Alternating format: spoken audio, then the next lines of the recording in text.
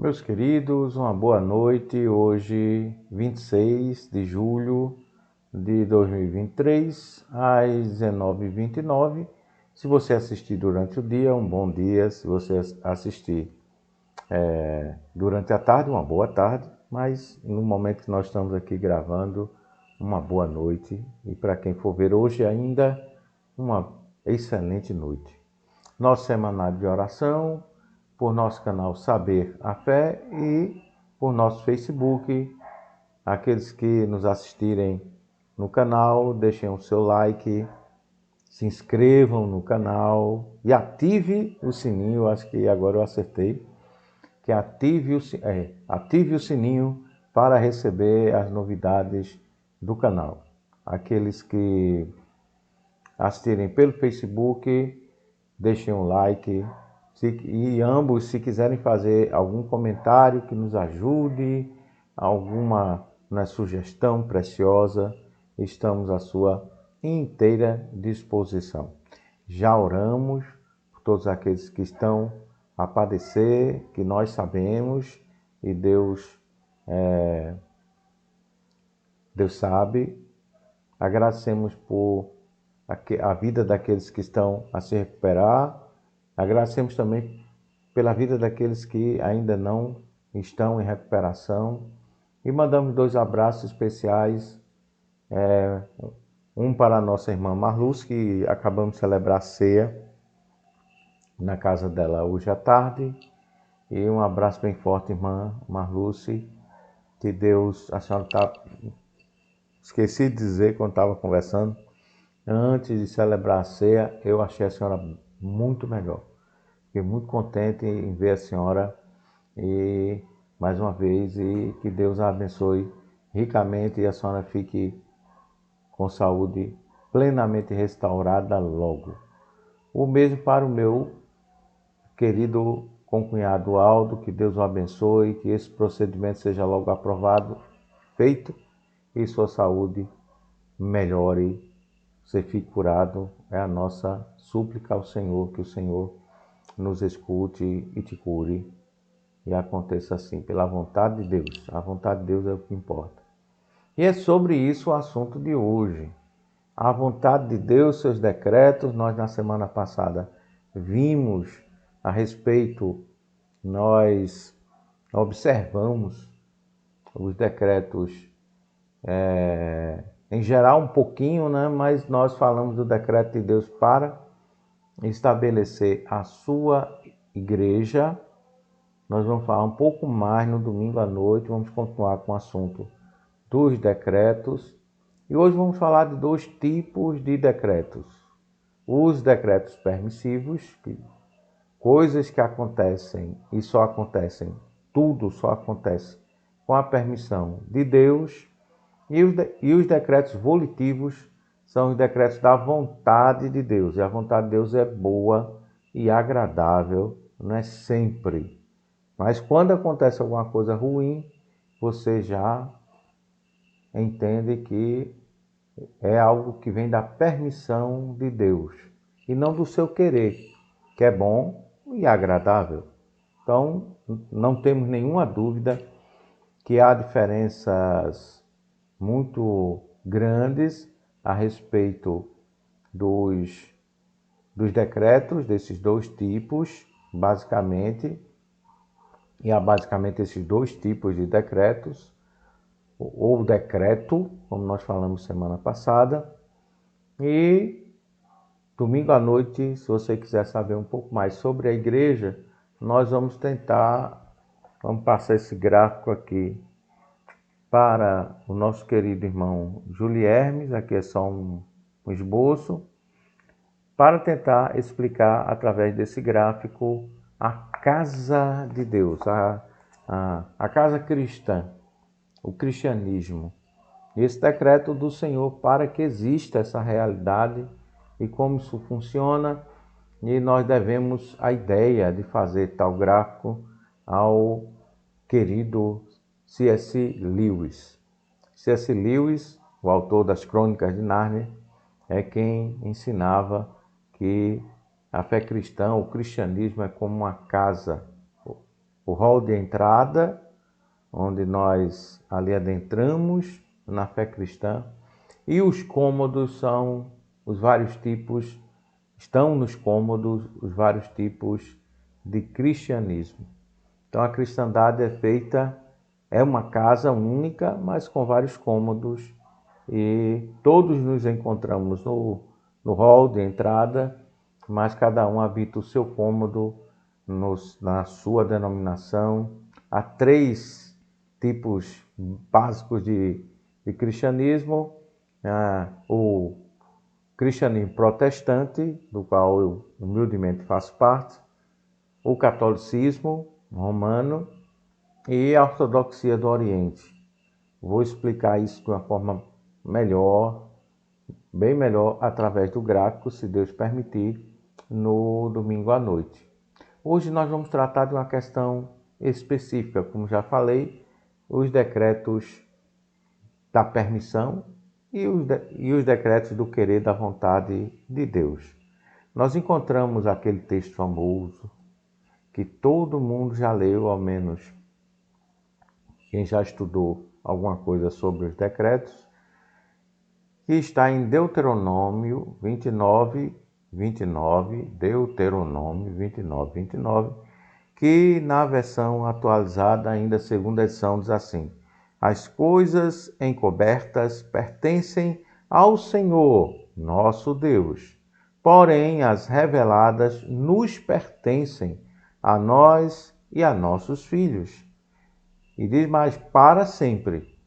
Nos pertence a nós e aos nossos filhos para sempre.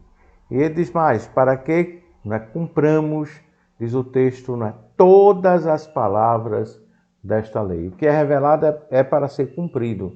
O que é encoberto é uma questão de fé. Nós cremos na bondade, no carinho, no cuidado do Senhor, e confiamos nele e não nos revoltamos contra a sua vontade ou permissão. Então, o que difere uma coisa e outra? O texto é claro e diz que as coisas reveladas são para nós e os nossos filhos, para que cumpramos as coisas desta lei. Uma das coisas mais interessantes sobre a reforma protestante, que é o nosso cômodo na casa da fé cristã, que nós protestantes aqui habitamos e ensinamos às pessoas, e em específico nós protestantes presbiterianos, que cremos que existe uma aliança eterna de salvação entre Deus e os seus escolhidos. E pacto esse, aliança essa, em específico esta aliança para a salvação, Deus firmou, como nós já vimos aqui nos estudos sobre a Trindade, desde a fundação do mundo.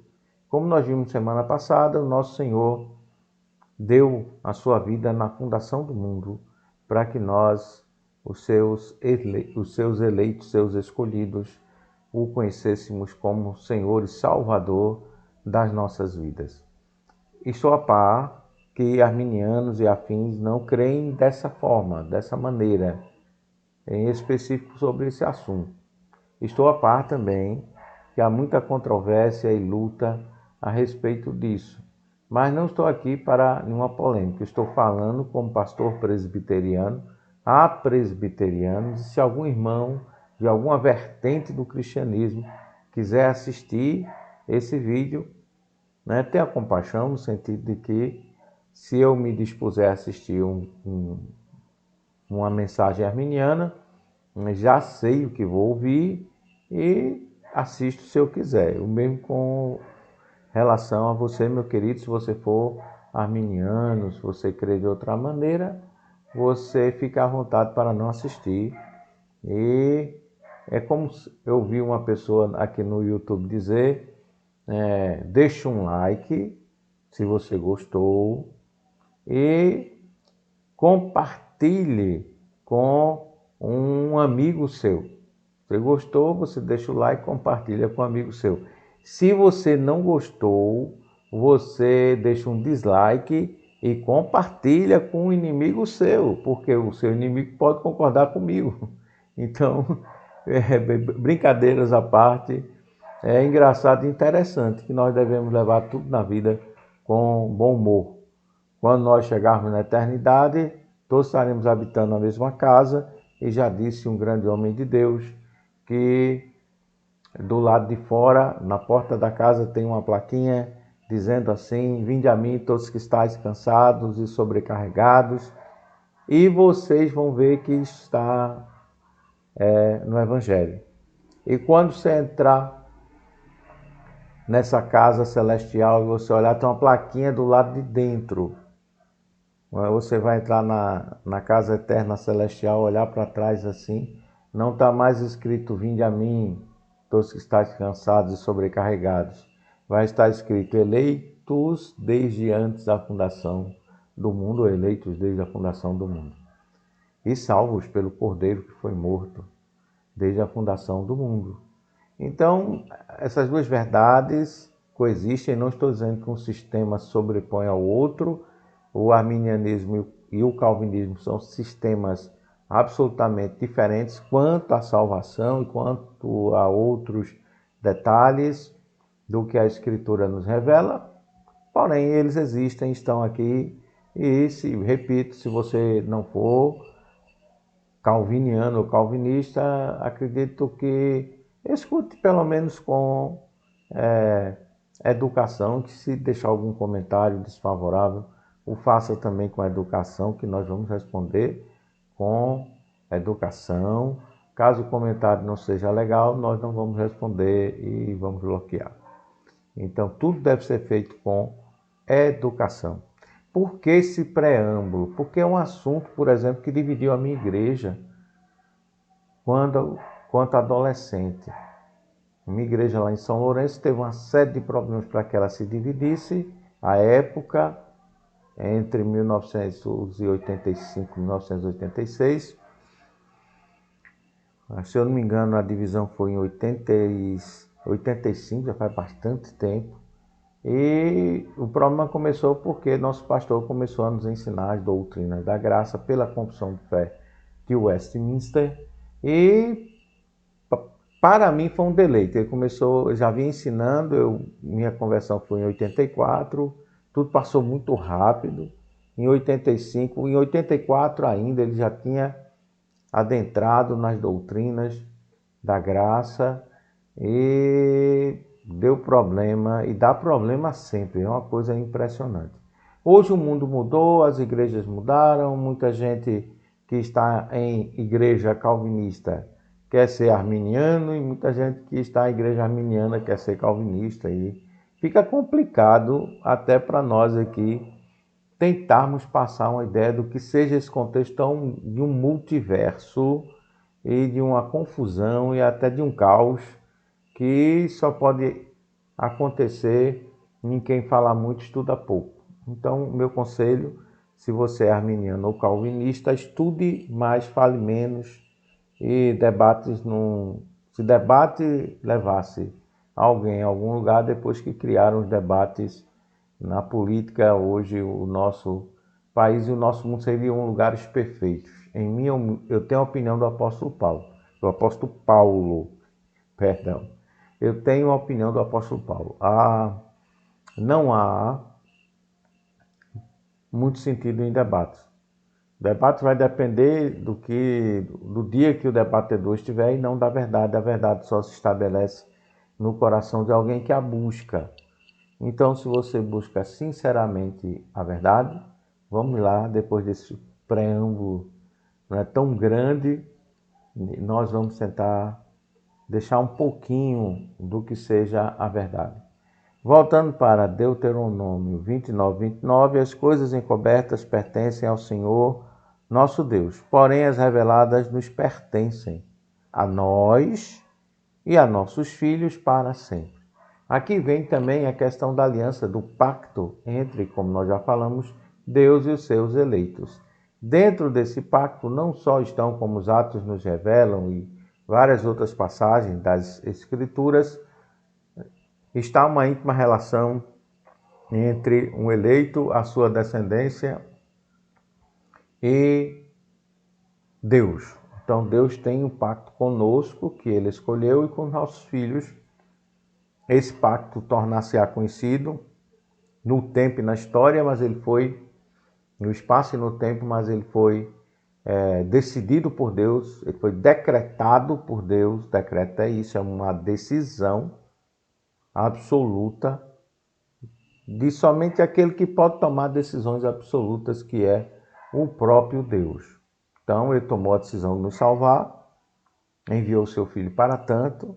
Nosso Senhor Jesus cumpriu tudo quanto tinha que cumprir, e por seu sangue nós somos libertos dos nossos pecados e principalmente dos efeitos eternos desses mesmos pecados, e somos chamados de filhos de Deus, nós que cremos no nome do Senhor Jesus.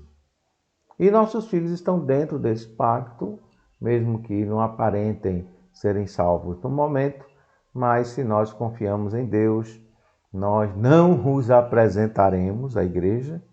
Não existe apresentação em lugar nenhum da Bíblia apresentar uma criança na igreja.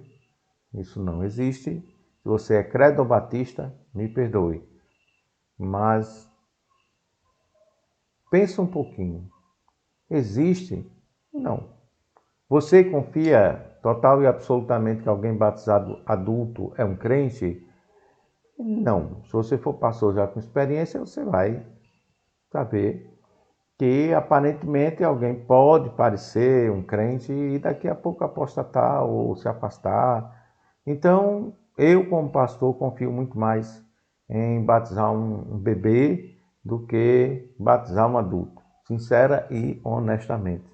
Mas batizo nos dois casos porque a ordenança é para os dois casos.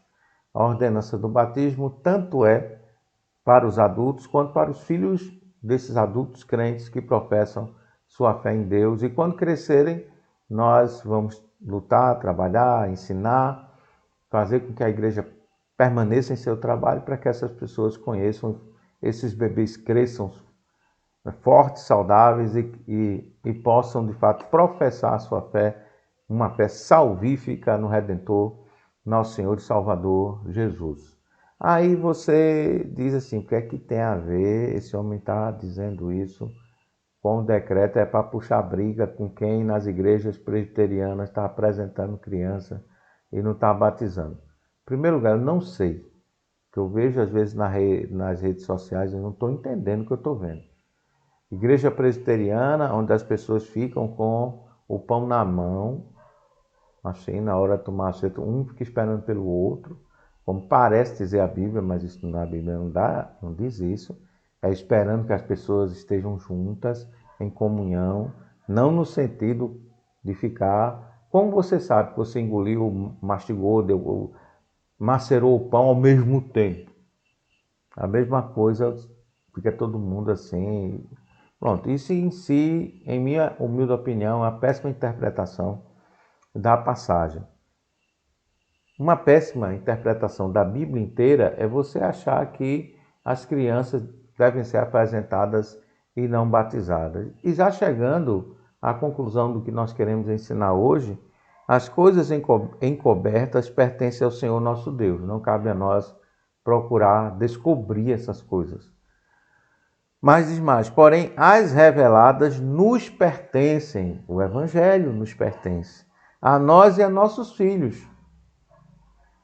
A revelação do Senhor, que é revelado, nos pertence para sempre, para que cumpramos todas as palavras desta lei. Assim como na lei do Senhor está a circuncisão, e nenhum varão poderia ficar sem ela, se ele pertencesse ao pacto e à aliança, consequentemente, nenhum filho de crente, menino ou menina, deve ficar sem o batismo. Todos devem ser batizados por aspersão em o nome do Pai, do Filho e do Espírito Santo e não apresentados. Batizados. O nome do sacramento é batismo, não é apresentação. Então fique claro para os nossos queridos presbiterianos que amam a Igreja Presbiteriana do Brasil, que é pedobatista, não é credo-batista, ok? Portanto, não é outra denominação. Nossa denominação é a Igreja Presbiteriana do Brasil, que em seus cânones, Confissão de Fé de Westminster, Catecismo Breve e Maior, no nosso manual do culto, em toda a nossa história, a nossa promoção dentro da igreja, a nossa ênfase é que todas as crianças sejam batizadas. Por quê? Porque essas coisas são para nós e os nossos filhos, as coisas reveladas. O batismo é uma coisa revelada e é para nós e para os nossos filhos. E quando estiverem grandes, se Deus quiser, farão a profissão de fé e seguirão o caminho do Senhor e terão essa fé salvífica. Eles nascem, parafraseando Joel Bick, que há uns dias atrás agradeceu a Deus por sua 10ª netinha e disse que ela nasceu para renascer, para nascer de novo. Eu também digo, e abrindo as aspas devidas para o pastor Joel Bick, um excelente homem de Deus, um presbiteriano reformado convicto, pedobatista convicto que o novo nascimento é necessário. Sem o novo nascimento, ninguém entrará no reino dos céus. Então, os filhos dos crentes nascem para renascer, para nascer de novo. Nascer para nascer de novo é o que o pastor Joel disse, é o que eu digo, concordando com ele e me inspirando nessa fé reformada que é a nossa fé presbiteriana, que é cristã e que é sólida. Então, nós presbiterianos respeitamos as outras igrejas, respeitamos nossos queridos e amados irmãos credobatistas, mas nós somos pedobatistas. Até hoje. Só se alguém mudou a igreja presbiteriana e não me informaram. Eu, como ministro da igreja presbiteriana há mais de 30 anos agora, não fui notificado que a igreja presbiteriana mudou. Quer dizer, mudaram e não me avisaram? Mudaram e não avisou você, que é presbiteriano? Muito estranho. Acredito que não mudou. Então, as coisas reveladas são para nós e os nossos filhos. Isso é um bom exemplo do que seja os decretos da vontade. A vontade de Deus é clara, luminosa. O que Deus quer que façamos está revelado com a absoluta clareza na palavra do Senhor, em sua revelação e em seu contexto universal. Você deve sempre estudar a Bíblia com esse pensamento. Há uma unidade na Escritura e a Escritura revela-se assim, una nos propósitos de Deus para a nossa vida. E os decretos permissivos. Agora entramos na última fase, segunda parte, e última dessa humilde mensagem. Os decretos permissivos, esses são, de fato, difíceis de lidar com eles, porque você não sabe nem o que fazer com um decreto desse, ao mais das vezes, que são justamente os decretos, que permitem o mal no mundo. Esses decretos que permitem o mal, permitem o mal no mundo, esses decretos, eles são difíceis de você lidar com eles. São decretos de fato, e quem dera um pouquinho de água agora, são decretos de fato muito, muito, muito difíceis de lidar. E por que eles são tão difíceis? Porque são decretos encobertos.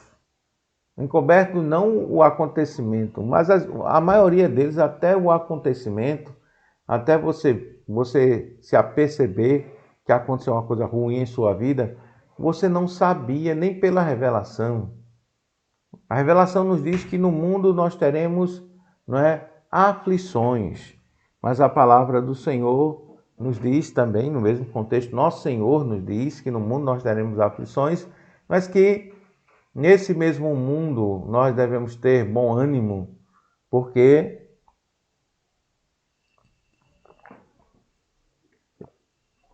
nele em nosso Senhor Jesus, nós somos mais que vencedores. E somos mais que vencedores por aquele que nos amou, que é o nosso Senhor Jesus Cristo. E hoje, né, sempre que eu visito uma pessoa enferma, sempre surge essa questão. Às vezes nem é a pessoa, como o caso. Fui eu mesmo que, pregando na casa de nossa irmã, falei sobre esse fato, de que nós devemos ter muito cuidado em entender o que nos acontece de ruim. De entender as provações. Eu estou relendo a biografia do C.S. Lewis, e o C.S. Lewis passou por muitos problemas. E no final da vida, faltando 3 anos, ele faleceu em 1963. Em 1960, ele perdeu a sua esposa Joy. Perdeu a sua alegria. Seu casamento foi muito complicado, então é uma longa história aqui para contar. Quem quiser mais detalhes, dê uma olhadinha em sua biografia. Há mais de uma, então fica à vontade para ler a biografia que te interessar. Existe um filme que o Anthony Hopkins ele interpreta o papel do C.S. Lewis, Terra das Sombras. Terra das Sombras é o título. É um filme muito bom, mas distorce um pouquinho, usam muito de licença poética ali. Na verdade, o casamento do Lewis com a Joy foi uma coisa humana, normal, como qualquer contrato de casamento, mas que redundou num amor assim tremendo.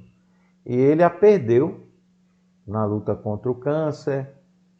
Ele casou no civil, depois casou no religioso, convocou um pastor que já tinha orado, e uma pessoa menos tinha sido curada do seu mal. E ali nós notamos uma aposta do C.S. Lewis, um milagre. O milagre não aconteceu. Mesma coisa que aconteceu quando ele era criança, que orou pela cura de sua mãe e ela faleceu. Daí que ele desenvolveu com o tempo o ateísmo, que ele foi até adulto com ele, e depois todos nós conhecemos, né, o mais relutante dos convertidos, o C.S. Lewis encontra-se com Deus, numa conversa com Tolkien a respeito. O Tolkien lhe pergunta: você já notou, Lewis, que tudo aquilo que está escrito nas fantasias, nos livros que nós amamos, tudo isso acontece de verdade em Jesus? E Lewis foi obrigado a dizer: sim, eu já notei isso. E a partir daí, abre-se o coração de Lewis para crer de fato no Evangelho. E ele passa a ser um temente homem de Deus a partir desse momento. Mas até Odisseia, essa coisa do mal acontecer, essa pergunta por que o mal acontece, aconteceu na vida dele. Quando Joy foi levada, ele agora não era mais somente alguém que está querendo ajudar uma senhora com 2 filhos, agora, que essa foi a origem do casamento, agora ele era um homem completamente apaixonado por sua esposa, que a amava, que cuidou dela com o maior amor em seus anos de enfermidade, 1 ano e pouco, acredito eu, se minha conta estiver certa. E o fato é que Joy foi levada por Deus e com ela a sua alegria naquele momento. E ele escreve um livro tremendo sobre o luto, Anatomia de uma Dor. E nesse livro ele derrama seu coração, suas dúvidas, suas dificuldades. Então, se você está enfermo, nesse momento, está ouvindo essa mensagem, e você tem dúvidas, está entristecido, fica querendo perguntar por que isso está acontecendo com você, a Anatomia de uma Dor talvez complique mais ainda. Eu li esse livro quando meu filho estava doente com câncer, fazendo uma viagem de Recife aqui para Timbaúba, e li esse livro na viagem. Deu tempo de ler o livro inteiro, não é um livro grande. Terminei de ler o livro quando o ônibus chegou aqui na rodoviária em Timbaúba, e foi uma experiência de uma tristeza assoladora. Meu filho, nesse dia, estava na UTI, risco de morte e uma luta tremenda. E eu chorei a viagem inteira lendo esse livro, Anatomia de uma Dor. Depois minha esposa leu, eu conheço muita gente que leu esse livro e sentiu exatamente o que eu senti. Uma assustadora situação de né, meu Deus, perplexidade diante da realidade. Por que Deus permite o sofrimento? E é interessante notar que com o tempo, C.S. Lewis chegou à seguinte conclusão. E a minha conclusão é a conclusão do que eu acredito foi uma grande genialidade dele. Ele era de fato um gênio. E ele diz assim: Deus, quando nos prova, abrimos aspas para C.S. Lewis, Deus, quando nos prova, não quer saber como nós vamos reagir, porque Deus já sabe como nós vamos reagir. Deus nos conhece, Deus sabe exatamente como nós vamos reagir. Deus não está provando a nossa fé para saber se nós vamos obedecer ou não, porque Deus sabe se nós vamos obedecer ou não, se nós vamos murmurar ou louvar. Como será a nossa reação em meio à dor? Deus sabe como será. Mas quando Deus permite o mal em nossa vida, Deus quer tirar o véu dos nossos olhos e nos fazer conhecedores sobre nós mesmos. Pois é isso que C.S. Lewis enunciou. Deus não quer saber como vai ser minha reação, Ele já sabe. Ele quer que eu possa saber como foi, como será a minha reação, e eu mesmo ver de que tipo de material eu sou feito. No meu caso, eu sou de um material bem ordinário, pois minhas reações, além de lágrimas, maldizer a Deus, nunca fiz isso, nunca. Não porque eu não seja capaz de fazer, eu sou só um homem, então posso, de fato, amaldiçoar a Deus e morrer, mas espera Deus não fazer isso. A mulher de Jó sugeriu isso a Jó, me mandou maldizer a Deus, mas até hoje, nesse momento, em todas as minhas enfermidades foram muitas, as minhas próprias, e a de meus parentes, a mais séria que eu vi até hoje foi a do meu filho, e ele está vivo. Samuel, lembra-te de Deus. Samuel, te prepara para te encontrar com teu Deus. Deus é muito bom, Samuel. Preste atenção nas palavras do papai aqui. Então, minhas reações, meu Deus. Deus sabe, eu não posso negar. Perplexidade, inquietação, choro.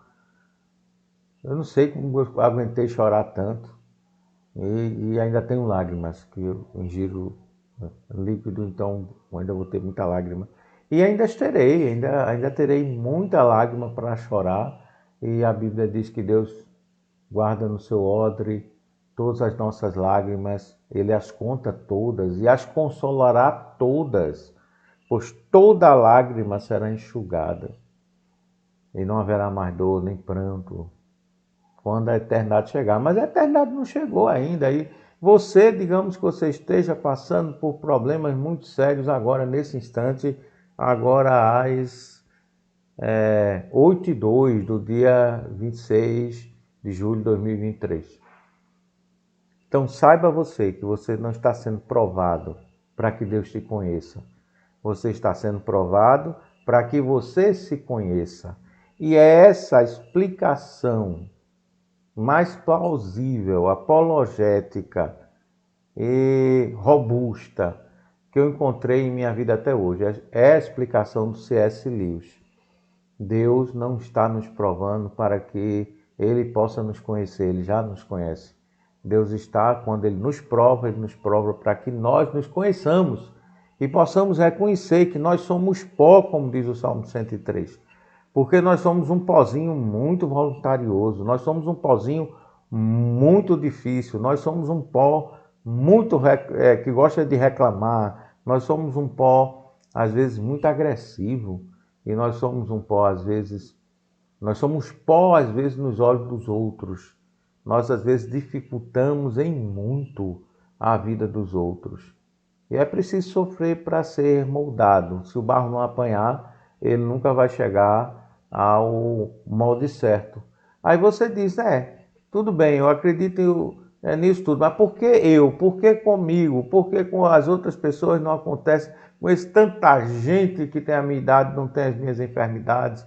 Com esse tanta gente que faz tanta coisa errada e não acontece a mesma coisa que acontece comigo. Tem tanta coisa errada no mundo, pastor, e como o senhor me explica? Não sei. A minha explicação é não sei. Olha, está no texto aqui. As coisas encobertas pertencem ao Senhor nosso Deus. Uma senhora que tinha pecado muito, muito, muito, muito, ao ponto de tirar vidas com os poderes das trevas. No seu leito de morte, perguntou ao nosso presidente, nosso pastor Roberto Brasileiro, ele mesmo contou essa história em uma de suas mensagens, e o pastor Roberto Brasileiro, ela perguntou ao pastor Roberto Brasileiro, olha, pastor, por que Deus deixou que eu fizesse tanta coisa ruim? Aí o pastor Roberto disse, eu não sei. Eu também não sei, meu querido, minha querida, porque você fez tanta coisa ruim. Porque ou fizeram tanta coisa ruim com você. Eu não sei quais os motivos de Deus embutidos em toda essa história. Aí ela perguntou em seguida uma coisa que é muito importante para o nosso contexto hoje aqui. A síntese entre decreto da vontade e decreto da permissão. Ela perguntou a Deus, ao Roberto Brasileiro, mas estava perguntando a Deus. Ela perguntou, Deus perdoa? Né? Era uma pergunta para Deus. Né? Meu ato falha aqui, nem de brincadeirinha, de pastor Roberto é só um pastor. E ele respondeu, perdoa. Deus perdoa. Deus perdoa. Deus perdoa não só o que nós fizemos de errado, mas também aquilo que as pessoas fizeram de errado conosco. Isso deve nos deixar meio chateados, né? Perdão para nós queremos, mas e se a pessoa lá, Deus faz uma obra de salvação na vida dela, convence do pecado, da justiça, do juízo, ela recebe a Cristo em sua vida e é completa e absolutamente salva. E foi o que aconteceu com essa senhora. Ela teve todos os seus pecados horrorosos, hediondos. Ela mesma reconheceu isso. E o seu tormento no final da vida foi esse, junto ao tormento veio o alívio e o conforto. E talvez uma dessas pessoas que ela matou esteja agora no lugar de tormento. Não sei, mas pode ser. Isso não sei, poderia estar passando na mente dela, na cabeça dela, naquele momento que ela fez a pergunta ao pastor Roberto. Isso é uma suposição minha, mas se eu estivesse no lugar dela, eu estaria pensando justamente nisso. Deve ser difícil carregar mortes e mais mortes nas costas, coisas tremendas, rituais macabros e toda a sorte de miséria que essa mulher cometeu, aliada ao império da iniquidade, ao império das trevas, essa coisa tremenda que milita nesse mundo contra Deus, mas nos seus momentos finais ela se encontra com o Salvador e ele a perdoa. O Evangelho é incrível. Você nunca entendeu isso? Entenda hoje.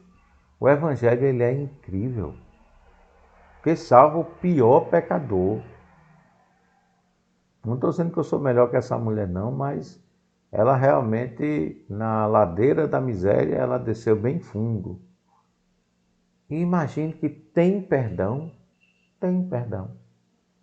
Não só para você, que está sofrendo e possa ser como Jó, não tenha nada a ver com o pecado de um seu, esse sofrimento, ou mesmo que você fez muita coisa errada e está sofrendo, e esse sofrimento seja para te aproximar de Deus, seja como for, é a síntese do decreto permissivo com o volitivo, é a síntese da vontade com a permissão de Deus. Deus permite muita coisa ruim nesse mundo, mas todas as coisas vão ser transformadas, todos os males serão transformados em bem, para que muita gente tenha vida. Você volta um pouquinho aqui no livro do Gênesis, o último capítulo do Gênesis, a história de José, todo mundo conhece, né? Mas é bom relembrar um pouquinho, não vai fazer mal nenhum. Gênesis, no capítulo 50, versículo 20, diz assim, José falando, vocês conhecem o contexto, né? José falando aos seus irmãos, já no final da história do relacionamento deles, né? José diz assim, vós na verdade intentastes o mal contra mim. Diz ainda, porém Deus o tornou em bem para fazer, como vedes agora, que se conserve muita gente em vida. Não ia morrer todo mundo de fome. Se José não fosse vendido como escravo, ido para a prisão depois de repudiar o pecado com a mulher de Potifar, aquela mulher desonesta e malvada. Depois de passar por todos aqueles sofrimentos, José recebe bênçãos de Deus e essas bênçãos vêm dos males que ele recebeu de Deus também. Com a permissão de Deus, José foi vendido escravo por seus irmãos. Com a permissão de Deus, José foi inocente para a prisão. Com a permissão de Deus, José padeceu tudo aquilo e com a permissão de Deus, agora com a vontade de Deus, permissão e vontade, José é usado por Deus como tipo de Cristo para salvar seus irmãos, sua família, o povo do Egito o mundo daquela região. Toda aquela região foi salva, milhares de pessoas, talvez milhões de pessoas foram salvas, continuaram em vida porque José interpretou o sonho de Faraó e administrou, foi bom mordomo dos recursos, do alimento, do trigo, e o povo pôde comer e passar pelos 7 anos de fome. Imagine vocês que campeou na terra, né? Imagine vocês que o sofrimento na vida de José foi a salvação de tanta gente. E o sofrimento em minha vida, em sua vida, pode ser a salvação de muita gente. Ou pode ser só a sua salvação. Interessante isso, o sofrimento na sua vida pode ser só a sua salvação. Voltando ao ponto de onde nós nunca saímos e trazendo a síntese de forma, em minha opinião, absoluta e plena, a obra do Espírito Santo em nossa vida começa como? Qual a primeira manifestação do Espírito Santo ao nos recriar, nos fazer de novo, nos fazer nascermos de novo? O que ele faz, ele nos convence, ao mesmo tempo que ele nos faz nascer de novo, concomitantemente ao novo nascimento, está a convicção do pecado. E eu não tenho dúvida alguma, que em nosso meio, protestante, evangélico, seja lá que nome você dê ao nosso meio, em nosso meio está faltando convicção do pecado. E onde falta a convicção do pecado Deus vai fazer surgir a convicção do pecado. E como Deus vai convencer meu duro coração do pecado, da justiça e do juízo? Como o Espírito Santo vai fazer isso? Um passe de mágica, pô, eu acordei e agora estou convicto do pecado, da justiça e do juízo. Os corações são diferentes. Às vezes uma simples mensagem, Deus é amor, a pessoa, eita, oh, Deus é amor. Ah, eu sou um pecador. Eu sou um pecador, preciso do amor de Deus. Aí, eu nunca vi assim, mas pode ser que exista. Mas às vezes o coração é tão duro que é preciso um leito de morte, muito sofrimento, muita coisa ruim acontecer para aquele coração amolecer e a pessoa chegar para Deus e dizer, Senhor, eu sou um pecador. Ser propício a mim, pecador. O Espírito Santo tanto pode usar uma brisa suave para nos envolver e nós cairmos de joelhos com convicção do pecado, ou o Espírito Santo pode usar uma britadeira, um bate-estacas, quem já viu, né? Bate-estacas é um negócio, é força. Ou uma bomba nuclear para fazer a pessoa a mais poderosa das armas nucleares para fazer a pessoa cair em si. Isso metaforicamente espero. Ele pode usar, e aí literalmente também espero, toda a sorte de sofrimento em nossas vidas para nos fazer em Jesus crer. É por isso que Deus não perde viagem. Não existe coração duro que Deus não possa quebrar, amassar e amolecer. Os recursos Deus os tem de forma infinita.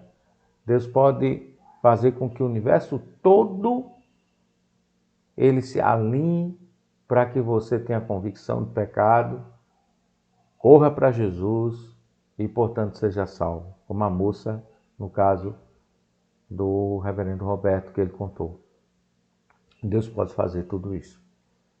Será que Deus já não está fazendo isso na minha vida e na sua vida? Será que Deus já não fez e nós somos já quebrantados, convictos, novas criaturas que creem em Jesus? Nossos filhos precisam disso também, vamos orar por eles, mas só Deus pode fazer. Você também, só Deus pode fazer. Deus está fazendo isso em sua vida? Se está, ore comigo agora. Senhor nosso Deus, Senhor nosso Pai, estamos sofrendo, são tantos os dilemas, são tantos os problemas. Essa enfermidade é tão terrível, consome as energias, minha paz, minha alegria. Ó Senhor, preciso de Ti. Quebra meu coração para que eu Te conheça, converte-me, serei convertido, transforma a minha vida e serei transformado. Faz de mim um crente e assim eu serei. Me aproxima de Ti, me faz correr para Jesus, me faz ir aos Seus pés e aos pés do Cristo confessar todos os meus males e no poder do Espírito Santo receber o perdão de todos eles e ser Teu Filho por Cristo Jesus o Senhor. Ó querido Pai, ó Pai querido, escuta a nossa oração e a nossa súplica. Nós entendemos que o Senhor permite o sofrimento em nossas vidas para que nós venhamos a nos conhecer melhor. E o conhecimento que de fato nós precisamos para sermos salvos é termos convicção de pecado e convicção de um Salvador que não é outro senão o Senhor Jesus. Convicção do Salvador. Ao Salvador Jesus nos guia a todos, no amor do Pai, na graça do Filho e no poder do Espírito Santo, por Cristo Jesus o Senhor. Amém e amém. Então, se você já se conhece melhor, corra para Jesus. Se você entendeu a razão do sofrimento, você corra para Jesus. Se você até talvez tenha se aproximado de uma síntese entre as coisas encobertas e as reveladas, corra para Jesus, em todos os sentidos. Fique com Jesus. Sim, não precisa correr muito não, porque se você já tem essa convicção, Jesus está tão perto de você, que você não faz ideia, só precisa olhar. Olhe para Ele e seja salvo. A distância do Senhor Jesus de um coração aberto pelo Pai no poder do Espírito Santo é de um olhar. Só precisa se voltar para Jesus. Você vai ver que Ele nunca esteve longe de você. Nunca esteve longe de você, nem agora na sua dor e não estará na sua alegria. O nosso Senhor Jesus vai estar para sempre com você. Esses são os nossos votos, que Deus te faça entender e viver, experimentar isso. E um pouquinho dessa síntese entre os decretos volitivos e permissivos do coração de Deus. Ambos são bons. Ambos decretos fazem bem. Agradeça a Deus por seus decretos.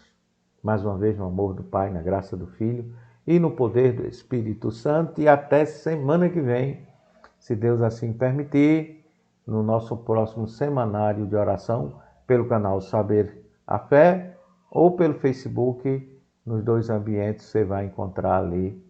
Que Deus ilumine você e que seja algo bom para a sua vida, como humildemente tem sido para a minha. Agradeço muito a Deus poder fazer esse trabalho.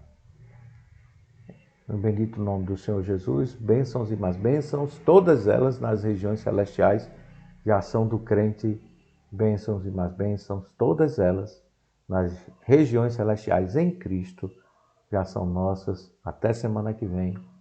Que Deus te abençoe. Amém e amém.